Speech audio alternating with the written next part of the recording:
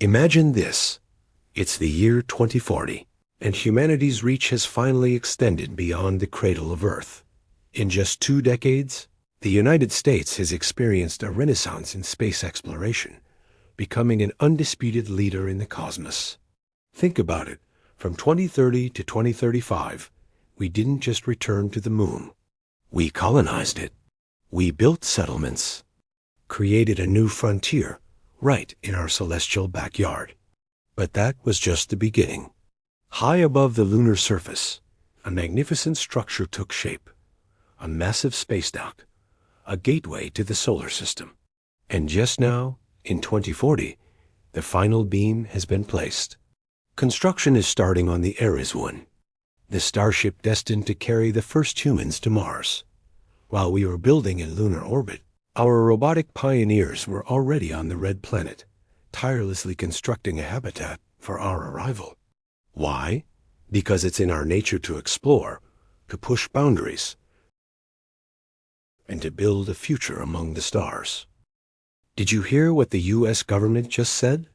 They're claiming our future is out in the stars, that if we don't expand, humanity will go extinct. But is that the whole story? Leaked information, though a bit spotty, suggests the Curiosity rover found something big on Mars, and now the U.S. is scrambling to get there. China tried to beat them to it, launching a rushed one-way manned mission, but disaster struck. Just after liftoff, the rocket exploded. Now, no one can catch up to the United States. The whole world is asking, what did they find? Social media is exploding with theories. Some say it's proof of life. Others are whispering about an entire alien civilization living underground. What do you think is really on Mars? Have you heard the wild rumors about a crashed alien spaceship on Mars? Yeah, that one got debunked pretty quickly with official NASA images. But of course, the same people who started the rumor are now claiming NASA faked the photos to hide the truth. While social media was buzzing, NASA and the government just kept moving forward with their actual incredible mission. About a year later, the rovers finally reached Mars orbit. Their mission? To start building our future home. These rovers collect Martian soil, mix it with a special binding agent, and then pour this mixture into forms, creating the foundation for future wall panels. It's a massive, year-long project, with 10 rovers working around the clock. This gives NASA plenty of time to send the actual wall panels, which will then be attached to this solid foundation. It's not aliens, it's something even cooler, human ingenuity. Let's talk about the monumental task of keeping humans alive on Mars. While the astronauts are on their way, NASA is already planning a massive logistics operation. Think of it as the ultimate long-distance delivery service. They'll be sending up rockets packed with everything from daily supplies to critical emergency gear. We're talking extra emergency shelters, backup water recyclers, and additional carbon dioxide scrubbers. Why all the redundancy? Because if something goes wrong, the nearest rescue mission is a full year away. On top of these supply runs, NASA is also developing a smaller, more agile spacecraft. This could be used for quick rescue missions or to bring more personnel to the Martian surface. But this frantic pace has everyone buzzing. Why are NASA and the U.S. government pushing so hard, so fast for Mars? Every time a reporter asks, the president just smiles and says, because we can, and it's our future. What do you think is the real reason? You're not going to believe what happened at the White House press conference today. The room was buzzing, and one reporter just straight up asked the president if an asteroid was heading for Earth. The president just gave this little, cautious smile and said, No, you can put that rumor to bed. There is no known asteroid coming to Earth. But wait, it gets crazier. The next reporter asked if we were preparing for an alien invasion. The president actually laughed and then dropped this logic bomb. If we were going to be invaded, why would we put a defenseless colony on the Martian surface? He explained they could easily use volcanic tubes for protection, but this mission to Mars is purely scientific. They want to learn if Mars was once like Earth, what happened to it, and if our planet could face a similar fate. Then he just said, "Thank you," and walked off, leaving everyone stunned. What do you think is really going on? The reporters left empty-handed. They were hoping he'd slip up under the barrage of questions, but he held his ground, making them fight for every single detail. It was a battle of wits, and the reporters definitely lost that round. As time went on, the real show began. Rocket after rocket launched from Florida and Texas, sometimes multiple times a week. The excitement was massive. A whole community of rocket watchers popped up, just regular people, camping out, watching the launches, and posting everything to social media. It became a huge trend. Even NASA jumped on the hype, setting up live stream cameras so everyone could watch the spectacle together. It was an incredible time to be alive. 3 years in, NASA started selecting the astronauts for the inaugural trip to Mars. This was set to be the most important mission in decades, right up there with the original moon landing. And the best part? They're going to live stream the landing from a rover already on the Martian surface. It'll be a 20-minute delay, but who cares? We're going to watch humans land on Mars live. Ever wondered how long it really takes to get humans ready for Mars? It's way more intense than you might think.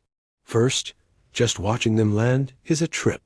NASA will announce the exact landing time, but because of the distance, we'll only see the footage 20 minutes after it happens. Mind-blowing, right? But getting there is the real challenge. NASA spends 6 months just picking the crew. They need 12 astronauts and 12 assistants, 24 people in total. Once selected, these pioneers face 2 full years of hardcore training. Why so long? Because once they're on Mars, they are completely on their own. If something breaks, they have to be the ones to fix it. A supply ship from Earth would take at least 6 months to a year to arrive. They even do wilderness survival training in the New Mexico desert, wearing their full spacesuits to get used to the physical strain. Talk about commitment. Picture this. You're one of just 24 people, the absolute best of the best, handpicked by NASA for a mission shrouded in secrecy. The work is described as grueling manual labor, but you know it's something more. You're all brought to the Kennedy Space Center for a full briefing, and the tension is thick enough to cut with a knife. The director of NASA himself steps up to the podium. After a moment of silence, he asks a strange question. Are any of you believers in God? The room is silent. Everyone exchanges confused glances, but no one answers. He waits, then continues, his voice low and serious. In the book of Revelation, it speaks of 4 fallen angels bound in the great Euphrates River, waiting for the 6th trumpet to sound. He pauses, letting the weight of his words sink in. Well, he says, we have evidence that those 4 fallen angels are not in the Euphrates. They're on Mars. All right, everyone, settle down. As I was saying, one guy in the back snickered. The director paused, his gaze locking onto the man. Something you'd like to add? He asked, his voice sharp. The man quickly straightened up. No, sir. The director's eyes scanned the room before continuing. Curiosity found something on Mars. We had a chance to review the data before it went public, and we were able to scrub this particular find from the release. An astronaut couldn't hold back. What did they find? The director brought up an image on the main screen. It was an old riverbed on the Martian surface, but embedded in the rock face was a massive stone door. Its insignia was worn down by eons of wind and dust, but it was unmistakably artificial. A stunned silence filled the room. Everyone just stared, trying to process the impossible image before them. A door on Mars. What does it mean? Who built it? An astronaut pipes up. Sir, are you saying we're going to Mars to release angels? Is that ... smart? The director just chuckled. None of this is smart, he said. Going to space isn't smart, but it's important. We need to do this. He paused, looking around the room. Wouldn't you want to be part of something more important than yourselves? Everyone nodded. Good, the director said. Training starts now, and what's said here stays here. As they rode the elevator down, a silent understanding passed between them. This was crazy, absolutely insane, but a strange sense of excitement filled the air. Soon, they were in the New Mexico desert, living in a mock Mars habitat. For the cameras, they'd perform experiments. But their real mission, hidden from the world, was to investigate that mysterious stone door. We're all wondering the same thing. If we find what's behind it, what do we do then? We're all wrestling with the big question. Is this mission really about the 4 fallen angels? And if it is, what on Earth or Mars are we supposed to do when we find them? Back during training in New Mexico, they let us keep video diaries. We cataloged everything. They even approved us to tell our families about the mission's true nature, promising to send them these recordings once we were underway. We all agreed that there was a catch. Total silence until we reached Mars. The training was brutal. We were digging in the dirt in full gear, hauling rocks. One of the guys tore his suit. Before he could even react, the instructor just told him to lie down. He was gone. It was a harsh lesson on how critical it is to patch up any tear immediately. For the rest of the drill, his body just lay there, a constant, silent reminder. This mission is no joke. Can you believe it? After weeks of the most grueling training imaginable, we actually did it. I'm not kidding. Every single one of us felt like we'd pushed ourselves to the absolute limit, but it was all worth it. We passed, and you won't believe what's next. We're moving up, to the moon colony. Since we're all veteran astronauts, we get to skip the basic training and focus completely on the mission. It all happened so fast.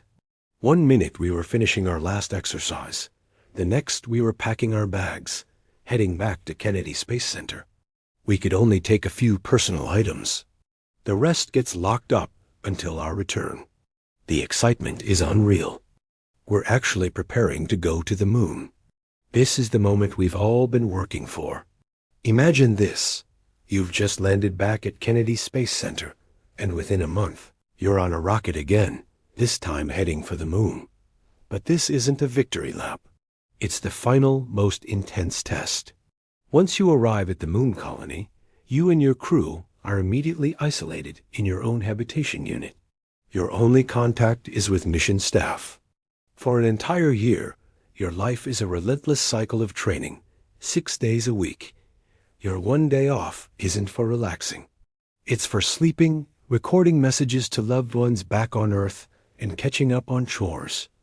Day in, day out, you see the same faces. Finally, after a full year, NASA gives you the news. You've passed. This wasn't just about technical skill.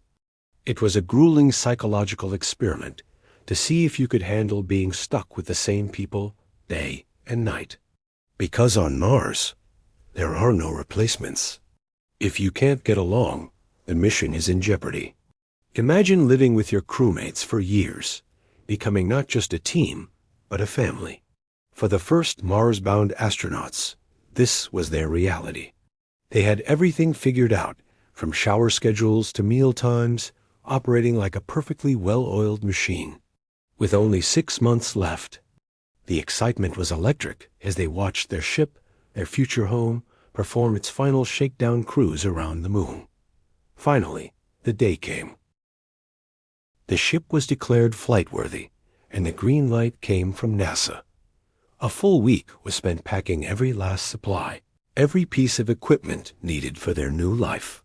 After one last shuttle ride, they spent a final day securing everything, running through checklists, their hearts pounding with anticipation.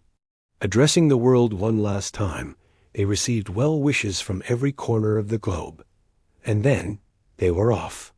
Leaving Earth's orbit behind, their year-long journey to the Red Planet began, with a fully prepared habitat waiting for them. The next chapter of human history had started. Thanks for watching, And don't forget to like and subscribe for more amazing stories.